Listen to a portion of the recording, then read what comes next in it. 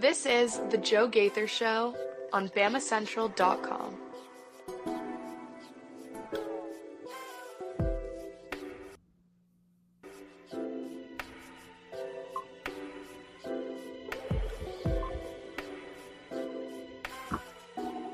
Good afternoon, Tuscaloosa, Internet World, West Alabama. How we doing today?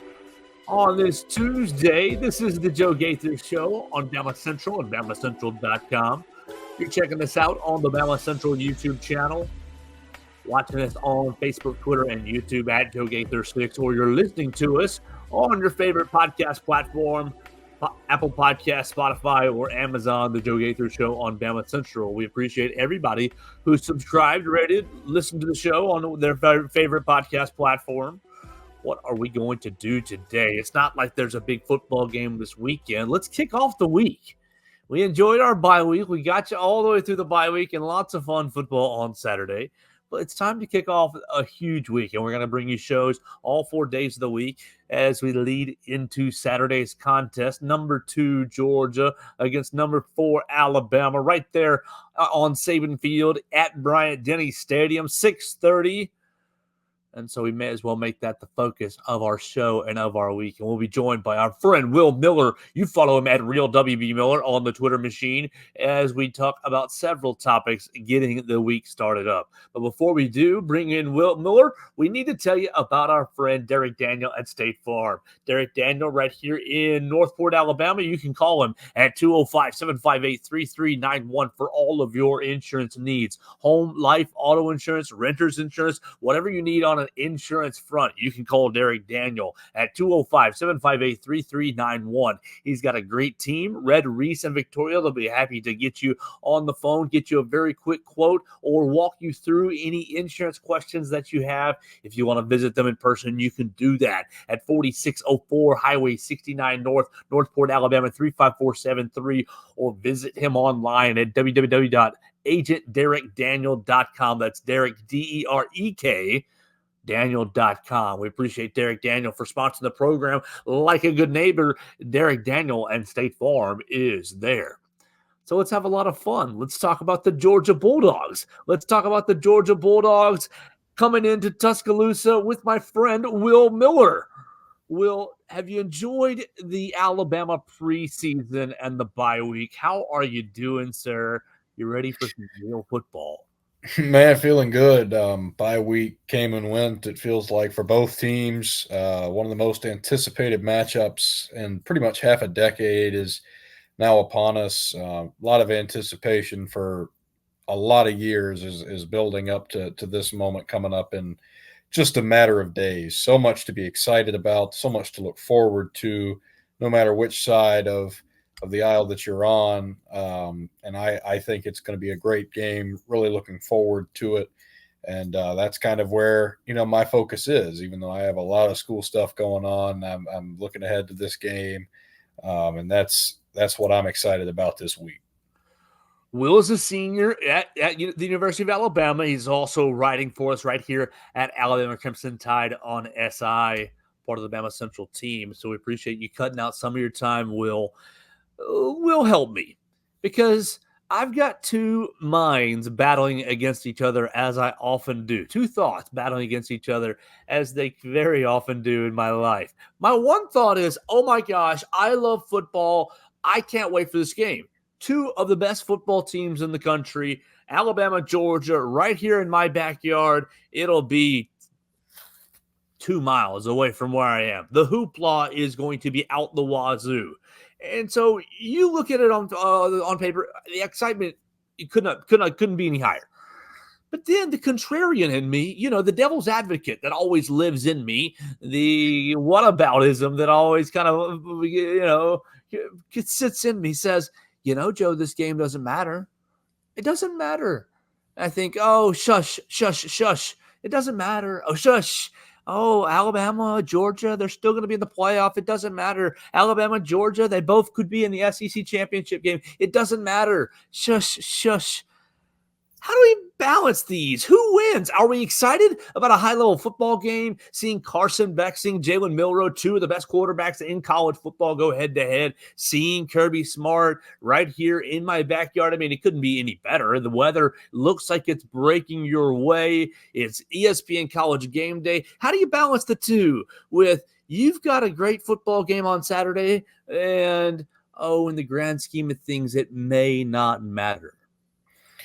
It does matter, and I'll give you one key reason why it just might carry more weight than maybe you gave it credit for just then. No more divisions in the Southeastern Conference, and that is going to come into play, I feel like, with a variety of different teams. You've got Texas right there at the top of the totem pole, looking for my money like the best team there is. Obviously, Georgia right at the top of the heap, Alabama number 4. The SEC dominating the top 10 in these college football rankings right now. You look at Ole Miss, you look at Tennessee, you look at Missouri right there. And for the simple fact that a lot of these teams could finish in tiebreaker situations for those two spots that are going to be decided for the SEC championship game in Atlanta, that's going to go to number 1 and 2 in the conference. It's no longer going to be about who will win the SEC West, who will win the SEC East, as it might have been about in the past, as it would have been about 4 years ago, the last time Georgia came to Bryant-Denny Stadium under a vastly different set of circumstances in every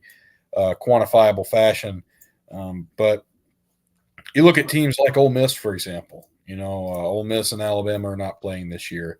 Obviously Missouri is playing Alabama, but Missouri's schedule, Missouri plays Alabama and I believe Texas, but they win one of those two games and they're right up there as potentially a one-loss team. Ole Miss could be a 0 or 1-loss team. Georgia or Alabama could be a 0 or 1-loss team. Tennessee.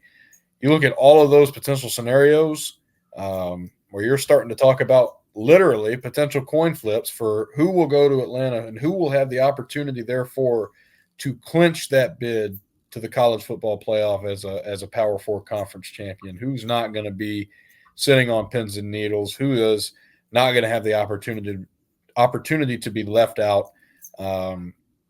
I think this game holds tremendous weight in that regard because you look at the landscape of the SEC, you look at this conference, you look at which teams are at the top of the pecking order, and you see a situation where, it could be 3 or 4 or 5 teams jockeying for one spot.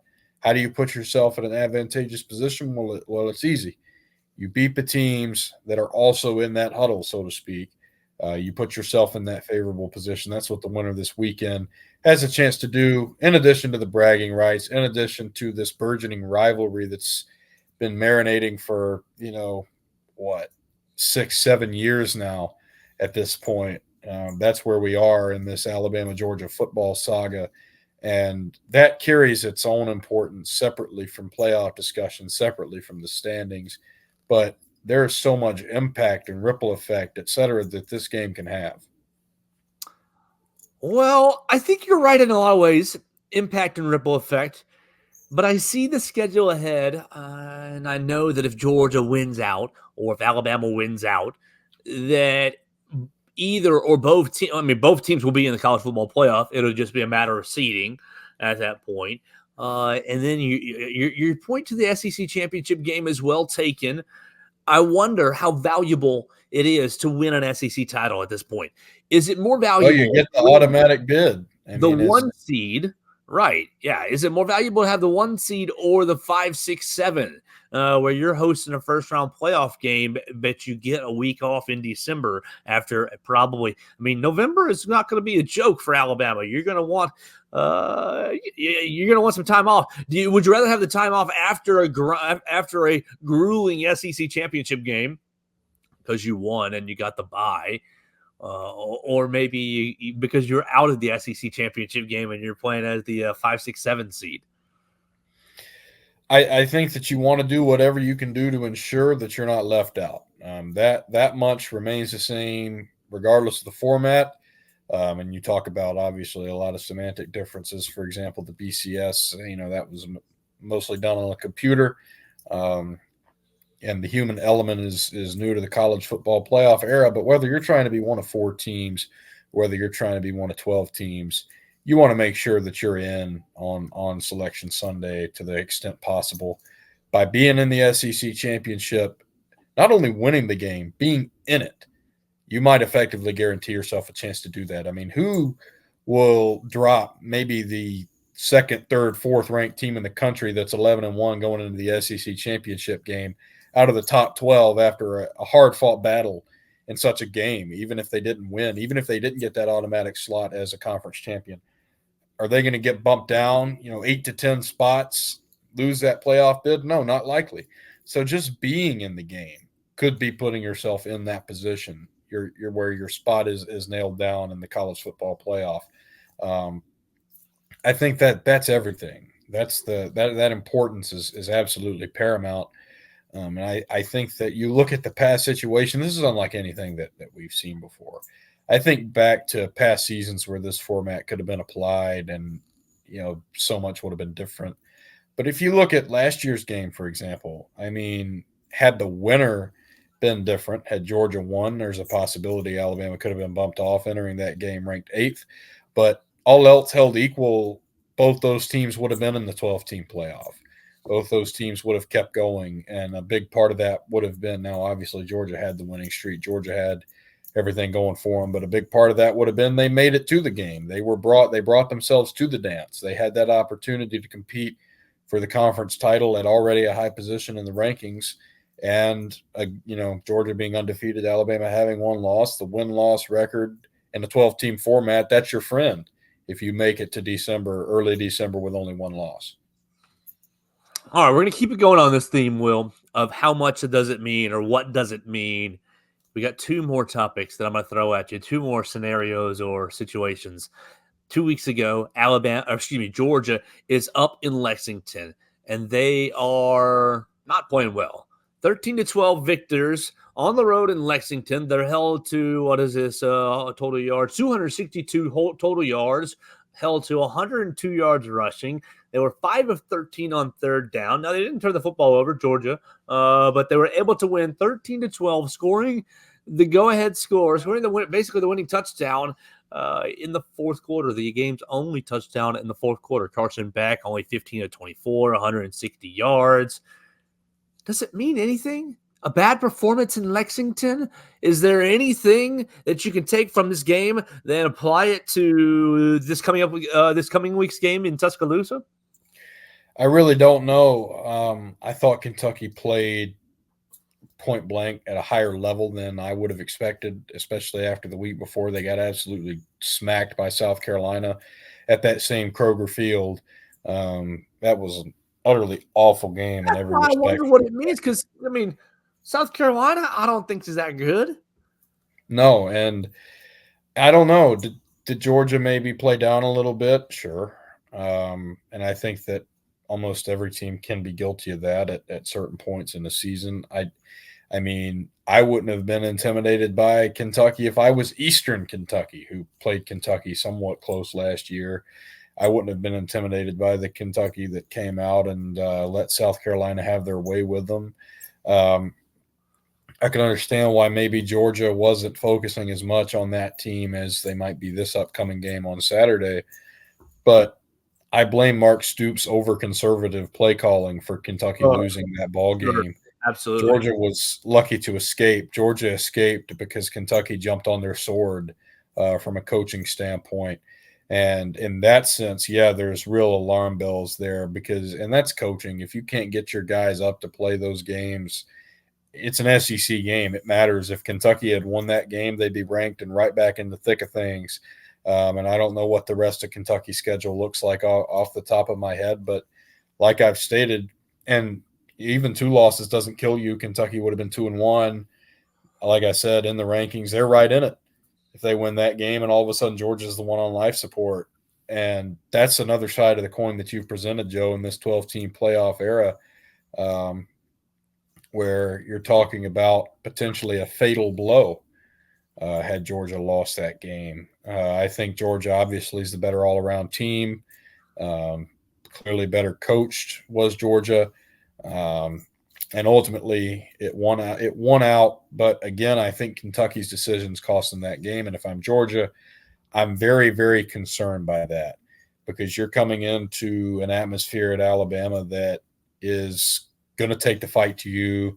going to be intent on winning the game at any cost. I don't see Kalen DeBoer punting in the same situation that Mark Stoops had, both because as an offensive mind more so, I just don't think that's what Kalen DeBoer is going to do on the plus side of the field, but also because this type of game has the kind of weight on it that is why TV networks have ultimately shelled out billions and billions of dollars, throughout the years on college football rights. And in that spirit, you're not going to see meek play calling. You're not going to see second guessing. You're not going to see playing it super safe on either side, either team. I think it's a different paradigm, a different perspective. And I think if you're Georgia, you can't prepare like somebody's going to give you anything in this situation. Whereas if it's Kentucky, I mean, I don't know. Mark Stoops has done this sort of thing in the past. If you expect to see stuff like that from him, and they did, you're not going to see the same kind of stuff when it's Alabama, when it's one of your hated teams, a team that wants to beat you, the fan base wants to beat you, the coaching staff wants to prove something and beat you, and the players certainly, even though they just won in December, want to beat you. You're not going to see that same kind of stuff. Oh, you just dropped the line on the topic number 3 of this. What does it mean?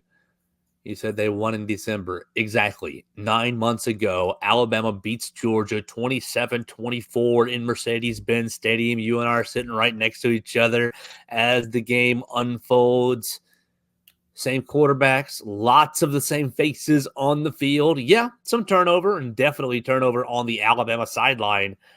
Does last year's game 9 months ago, does it mean anything for Saturday? That's a strong question.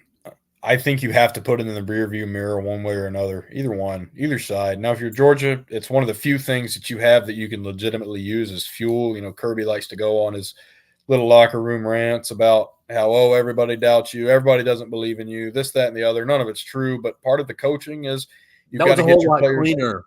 That was a whole lot cleaner. Right.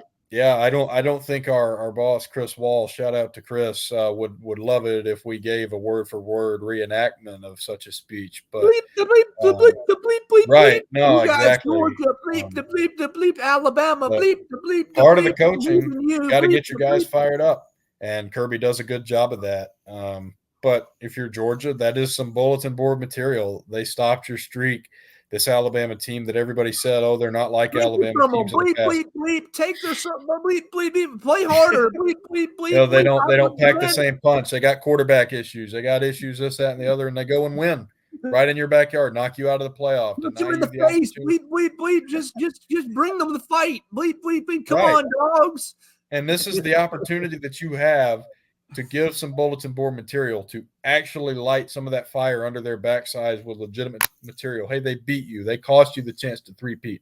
Maybe you took all that out on Florida State. I mean, we've certainly seen the residuals of that on Florida State's. But speaking of backsides, on Florida State's backside, they have struggled as mightily as any team in recent Power 4 history after the things that have taken place over the last 9 months. But if you're Georgia, yeah, you've got some material to go on. If you're Alabama, you still have a lot to offer in terms of this game. If you're Kalen DeBoer and this largely new staff, this is your prove-it moment. This is the game you can put your stamp on the SEC in the early going. I mean, I think both teams are going to have plenty in the way of mental stuff for this game. Is one of those things going to be the SEC championship game last year? For Georgia, absolutely. For Alabama, I don't know. I would say it's a toss-up. So many new faces, so much new stuff that I don't know how much of that is making the SEC title game last year the front burner item. All right, we're hanging out with Will Miller. You follow him on the Twitter machine at RealWB He covers the Alabama Crimson Tide for us right here, Alabama Crimson Tide on SI.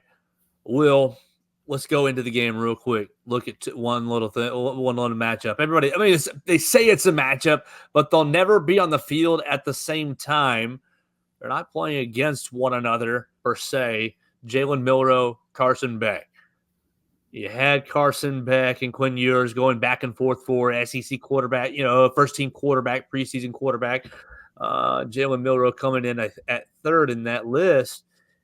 But Jalen with 14 touchdowns, responsible for 3 weeks. And he's obviously playing at home. Had some success this year already in the Kalen DeBoer offense. Clearly still some steps to take. But Carson Beck, has just been Mr. Accurate, Mr. Good Decisions. I'm pretty sure I saw no interceptions for the year. I know he didn't throw an interception against Kentucky or Clemson, so I'm pretty sure he didn't throw one against Tennessee Tech. I didn't look into that game as much. What do you think here? Quarterback matchup. Who would you rather? Evaluate him, and who would you rather have?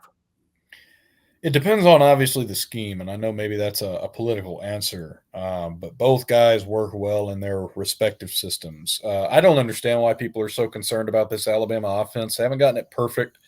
It's their fourth game of the year coming up against Georgia, but you got to think about these point totals. 63 and then 42 twice. I mean, through 3 games, that's 40 plus points per game. An incredible mark for a new coaching staff and a new system that you expected some of these things from. Kalen DeBoer, not only good offensive mind, but also with quarterbacks. You look at his work with Michael Penix over the years in 2 different stops, Indiana and Washington. I mean, Kalen DeBoer's development of Michael Penix was a big part of Indiana having the flash in the pan success that made Tom Allen a lot of money the year after Kalen left to replace Jeff Tedford at Fresno State, and then turn Jake Haener into a guy that can stick on an NFL roster. Who would I rather have developing a quarterback? Probably Kalen DeBoer. Which quarterback would I rather have? That's another question entirely. Carson Beck is a guy that has a pretty high football IQ. Is he the dynamic talent that maybe the media has presented him as from a national standpoint? I'm not certain of that. But Carson Beck, like you said, he makes good decisions with the football. He takes care of the ball. He doesn't try to overextend himself in the offense. Does he have the same level of athleticism that Jalen Milroe does? No, he doesn't. Jalen Milroe, arguably the most athletic player in the country. And the Alabama offense provides him ways in which he can utilize that. A good long-range passer. He's put some of that on display. Obviously, he can still run with the best of them. He's got speed. He's got the big playability. I mean, it's an intriguing matchup in that sense, which is going to win out. Obviously, both teams with some things to hash out in the trenches, maybe not as dominant in those areas as each team, has been in the past. But I think still really good. And obviously this Alabama offensive line has been thrown into disarray by some injuries that are just patently really unfortunate. I mean, Caden Proctor getting injured in warmups, prior to the first game. I mean, I'm not trying to dance around the question, Joe, which quarterback would I rather have? If I'm each team, I'd rather have the coach. If you're Coach Miller and you can pick one for a game. If I'm the coach, I'm going to pick Jalen Milroe. I like the athleticism, the downfield ability. I mean, I think that sort of thing could get us out of jams if it's my personal team, and I'm the one calling the plays. I feel like, for example, busted plays, broken plays, rather have Jalen Milroe, rather him extend the play in ways that Carson Beck can't. I think either guy works well in the 2-minute, or in tight situations. You saw, Carson Beck lead drives late in the Kentucky game to ultimately get Georgia back on top for good. I'm picking Jalen Milroe if it's me, because that's the way I would call an offense. I'd also run the ball a lot. I'd call read options because, I like Navy as a kid. I'm going to call a read option or two during the game. And you've seen Navy have a lot of success against Memphis, a team that seemed to be racing out to get that group of 5 bid for the playoff. And then all of a sudden Navy runs all over them. But point being, what I would call in an offense, Jalen Milroe adds more to. Maybe that's not the same answer other people are going to give you, but that's me. There you go. We're hanging out with Will Miller, and we're talking about Alabama and Georgia this weekend. As we continue, or before we continue, let me tell you about our friends at Purple Turtle Roofing. They're the most reliable residential roof replacement company in Alabama and Mississippi. Purple Turtle Roofing, whether it's addressing leaks, storm damage, or general wear and tear, they're going to be there to deliver exceptional roof repair for your property. Purple Turtle Roofing is the leading expert in local residential roofing solutions, specializing in providing unparalleled service and quality craftsmanship for all your roof replacement needs. Call Dustin Foley and his team today at 877-PT-ROOF-5 for your free roof inspection. That's 877-787-6635 to schedule your appointment, and one of their qualified employees will come check out your roof for free and make sure you're prepared for any and all of life's storms. Visit them online today at roofturtle.com. That's Purple Turtle Roofing right here in Mississippi and Alabama. We appreciate Purple Turtle Roofing for sponsoring the program. Let's keep it going with Will Miller. All right, Will, we're hanging out here on the precipice of the biggest game in college in college football. Let's talk about guest picker, right? It's going to be the first time that Alabama is hosting College Game Day since last year. Alabama hosted it twice last year with LSU and Texas coming to town. Alabama going 1-1. You had Joe Namath, and you had Nate Bargatze, the comedian. I talked about it on today's Just a Minute. I'm going to throw several names at you. You can see who you like, and you can see who you add to it. But I think it would be great television to have not only Miss Terry up there, but Miss Terry and Kristen Saban on flank Coach Saban on his right and on his left with both of his ladies, and put him in awkward positions. Put him on pins and needles because I'm sure he'd be worried. Not about what Miss Terry would say. She'd keep everything PG and keep everything really rated G and great. But maybe Kristen Saban might be a little bit of a wild card, and that'd be great to see Coach Saban on pins and needles.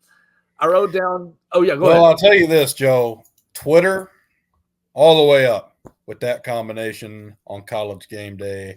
I'll tell you this, it'll be the kind, if that were to happen, not that I think it would, but if it happened, you would want to be on Gump Twitter for that. All the, screen grabs and, recordings, memes, et cetera, from that one way or the other.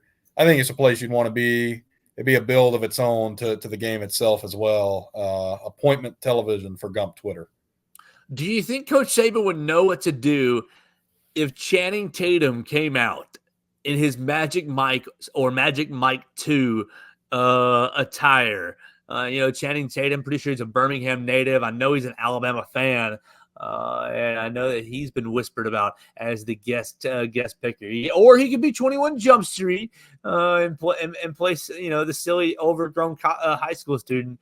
But Coach Saban, what do you think about a male stripper, Channing Tatum character, picking games on College Game Day? Joe, not to age you, but I'm not of the demographic that is the preeminent expert on Channing Tatum filmography. I did not know he was from Alabama until you just told me. So I don't know that. Yeah, it'd be another appointment Twitter situation that you've just described. I don't know. I think the guest picker should be Terry Saban, straight up, no frills. She's right there. That's where I think it should go. I was confused by the choice of Nate Bargatze last year. He wasn't bad on the program. I think the fans are clamoring for somebody with ties to Alabama with an affiliation. Who better than Miss Terry? I mean, it's almost a rhetorical question. Some people have said they don't want to see Joe Namath again. I'm sure he'll be on the short list. I'm sure they have one over at ESPN. I'm not privy to it, obviously. I mean, pretty clearly, the guest speaker should obviously be my math teacher from 2 years ago because I think it'd be funny. No, I'm just kidding. Channing Tatum is from Coleman, Alabama. Let me throw you another name. You may be too young for this name, but Taylor Hicks. I'm pretty sure he's from the Birmingham area. I know that name. I can't associate it to anybody, though. An Idol. And I'm pretty sure he's a prominent restaurateur in Birmingham. Saul's Barbecue. I'm pretty sure he's a part of Saul's Barbecue. Really? Okay, Taylor Hicks. We can get him on there. Sandy Harris. He can sing a bunch of PG family-friendly songs. It'd be great. Yeah, these are good ideas. That's a good idea. Like I said, I fall in the camp of just bring somebody that, has ties to the area. Maybe they're from the state and or an Alabama fan. Maybe a combination of the two. What do you think about Eddie Conyers? Yeah, I don't know who that is. That's the longtime practice ref here in Tuscaloosa. You know who he is. You know his face. He's probably about 150 years old. Actually, no, he's probably about 93. But he's been out there as a practice ref for ages and ages. You've seen a bunch of stories on him. I think that'd be he could sit up there and tell practice stories on Coach Saban. Oh no, that'd be fun. I'll raise you a question, Joe. Sure. If you were the guest picker, if you were the celebrity guest picker, what would be your analysis on College Game Day with the whole country watching, with a whole audience in front of you on the quad here at UA, your old stomping grounds, I guess your current stomping grounds in a lot of ways of still covering Alabama athletics? What's your take? What are you giving the world on this game, on Alabama, Georgia, or on something else? On Alabama, Georgia. What are you going to be talking about with this national and maybe even global stage, certainly campus wide? I mean, it's so obvious, but the game's won and lost on first and third down, because if you can get out, look, it's the same thing for both offenses. If you can get Georgia into 3rd and 7, 3rd and 8, 9 and 10, and beyond, right? Carson Beck is a great quarterback. He's great. But is he squeezed into a keyhole great? And are his receivers good enough to separate and win on the outside? Now, look, Alabama has not been tested as far as quarterback play the whole year. You think about Byron Brown, and he was a great dual threat quarterback, and they rushed for like 200 yards. But if he could throw, that game would have gone much differently. Yes. Exactly. And same thing with Braden Locke, your backup quarterback for Wisconsin. You go into the game with Wisconsin, and okay, do I think Wisconsin would have won if Tyler Van Dyke stays healthy? No. But Van Dyke completes several passes underneath to open and decisive passes underneath. It gets them, right to midfield before his injury in the first quarter in the first drive. I think Alabama's defense is going to be tested in ways that it has not seen at all this year. TJ Finley, week number 1 with Western Kentucky. I mean, the man basically quit on his team. He decided he didn't want to hang in the pocket and take these hits. And they had shots. All 3 quarterbacks that we just named all had shots down the field against this Alabama secondary. So will Carson Beck find those shots down the field? Will he be able to, oh gosh, that's Xavier Brown, that's freshman corner. Oh, that's Red Morgan, that's freshman safety. Am I able to get after these guys? Is Dominic Love going to be after him? I think it's Arian Smith, number 11, Dylan Bell. Are they going to be able to get after these guys in the passing game? And if they are, well, then it becomes, well, can Alabama keep up? And you said, your take earlier was, I don't think anybody's going to be stopping. I don't see how you're stopping this Alabama offense. Well, this Alabama offense has been feast or famine. It's been this whole year. It's been, feast, 4-play drive for a touchdown, or famine, 3 plays and out, where you gain -1 yard, right? And so what are you going to see on Saturday? Will you see something in the middle? Will you see a steady diet, maybe? Can you see anything with consistency on Saturday? Georgia, you've only given up one play of 20 yards or more, right, on the season. And, of course, Georgia, they played who? Clemson, Kentucky, and Tennessee Tech. Do you respect those 3? Automatically, you look Golden Eagles. Right. You see Clemson and you see, big brand team, ACC. You see recent national champion, and you see what they did to NC State this past weekend, and you say, well, maybe they are a good team. On the other hand, NC State is terrible. All right. You see NC State just get run out the building by Tennessee. So who are they? You look at Kentucky.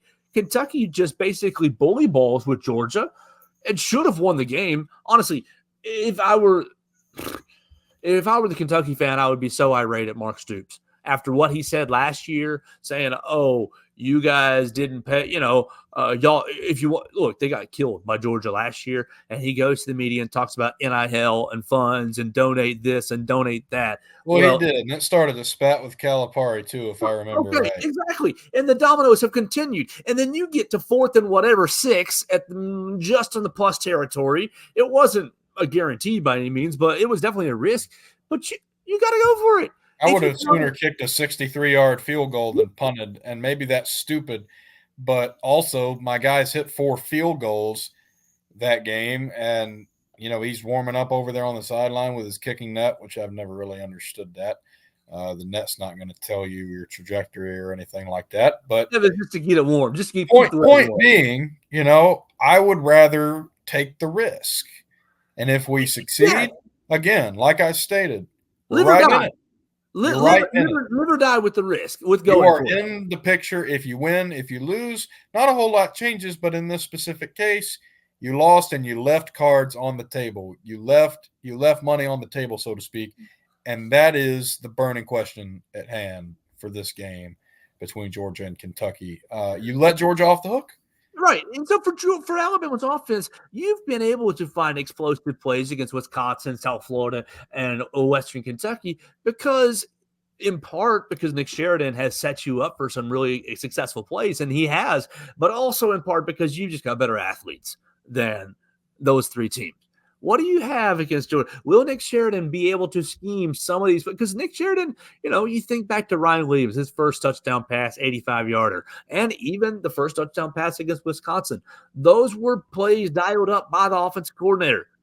Yeah, Jalen Milroe hit those passes, but they were basically gimme plays. It was basically you're putting somebody into a bind, and Jalen Milroe just had to pick the right guy, and he did in those scenarios. So can they do that against Georgia? Will Nick Sheridan and Kalen DeBoer, you hear about their offensive genius, and so far you have seen it, maybe not on a down in and down out basis, but I think the offense is going to continue to look better. It will look even better than it did against Wisconsin. Now, will it have as much production? Will you score 42 points? I doubt it. But I think you'll see better down in and down out execution. The problem is Georgia's defense is really, really good. What do I think about this game? You said my analysis. I think Alabama's going to win because of the home field advantage and because of the athletes that I see. I think Dylan Bell is good. I think Dominic Lovick. I think Arian Smith. I think they're good players. But are they good enough to really get the better of Alabama? I think that you look at the yards per rush that Alabama was able to hold them to in December, and you look at what Kentucky was able to do. I think if you combine that, you got the Tate Ratledge injury. We haven't even touched on that. We've got all week to get into that. Right now, on Tuesday, I feel like Alabama's going to win. That's what I would say if I were up on the panel. Let's do a score prediction then. You said you don't feel like Alabama's going to score 42 points. That's very well probably going to be the case in terms of not doing it. I don't know that I don't see this game being like 13-12 like Georgia versus Kentucky. I don't see either of these teams, scoring like 16 points like South Florida did per se, but I don't think it's going to be an offensive explosion, like these Big 12 games of old. In the late 2010s where every other game was 63-55 or something like that. So what do you see, Joe? What's your score prediction for this game if you got one? Well, I mean, we're still early in the week, but I'm seeing last year's score and I'm thinking, yeah, that looks about right. 27-24 looks about right. I think that you're going to pop Ryan Williams a touchdown. I think you're going to get you Jam Miller or just I think that you're just going to play very similarly to the game last year to where you have just enough offensively. Okay, we're staying just ahead of them. You pop yourself one turnover against Carson Beck. We remember last year's game. It was a botched snap backed up deep in the Georgia end zone. And Georgia, their defense responded well. I'm pretty sure they held Alabama to a field goal in that situation, but extended the lead to 10 points. And at that point, it was just a little Georgia could not really overcome the hump. I think it's going to be very similar. Now, you think about last year's game. Isaiah Bond got a couple of catches, and everybody's throwing out that GIF and that meme. Ryan Williams better than Isaiah Bond. The running backs that Alabama has right now better than what you had last year in December. Offensive line better. Jalen Milroe better than December Jalen Milroe. So I feel confident, and I feel like I'm feeling good about saying 27-24. What about you, I'll say 28-24 is my score prediction. I do think there will be a little bit of back and forth in this game. I see it being competitive most of the way through.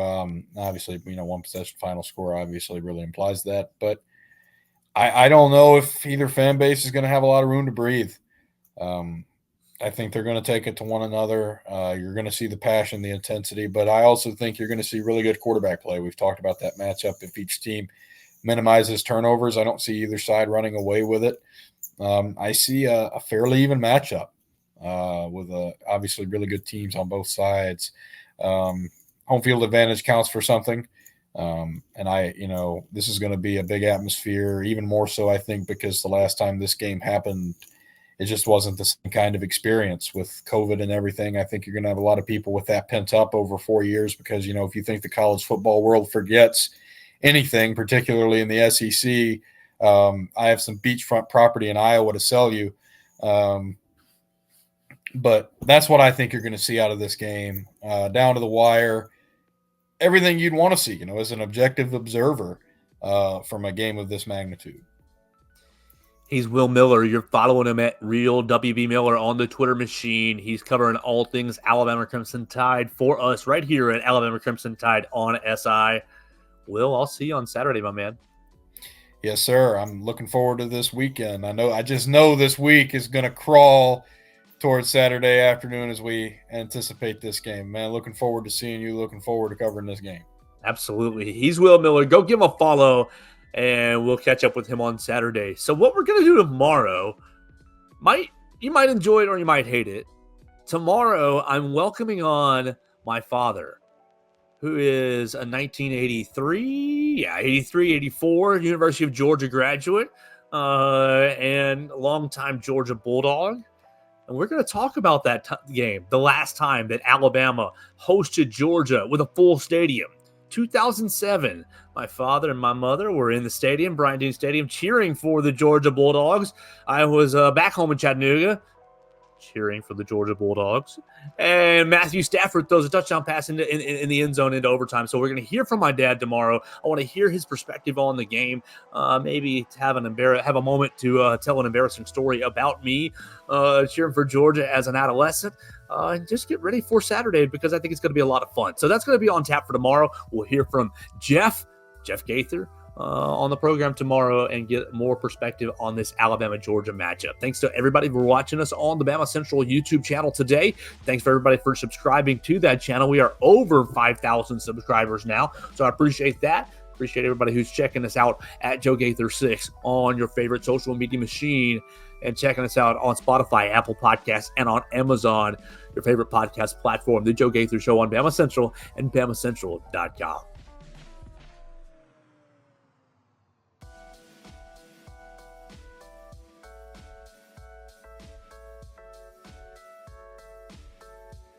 Thanks for joining us on today's edition of The Joe Gaither Show on Bama Central. Keep up with Joe on all his social media pages at Joe Gaither 6. Subscribe, rate, and review the show on Spotify and Apple Podcasts, and be sure to read us daily at BamaCentral.com.